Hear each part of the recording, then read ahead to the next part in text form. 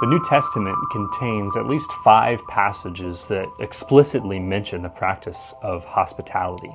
We're told not to neglect it in Hebrews 13. We're told to practice it without grumbling, 1 Peter 4.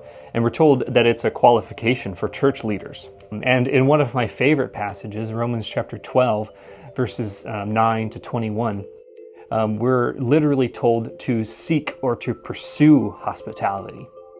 I especially like this passage because of how it flows out of Romans chapter 12, verses 1 to 2.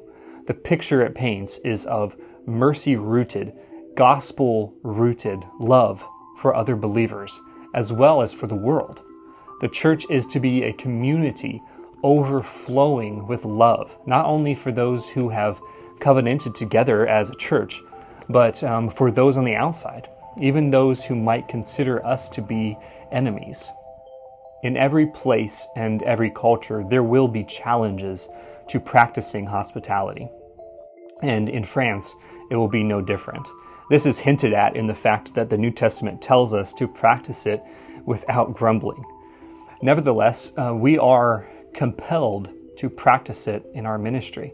We have seen its effect on our lives and our own spiritual growth, and we've seen the value of practicing it within our own church community in the United States.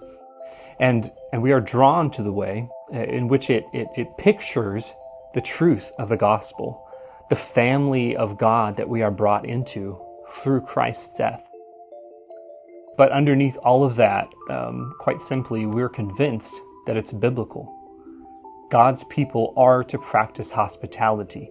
Scripture is unambiguous on this point, and we desire to make it one of our key strategies as we serve, minister, and build relationships in France for the sake of the gospel.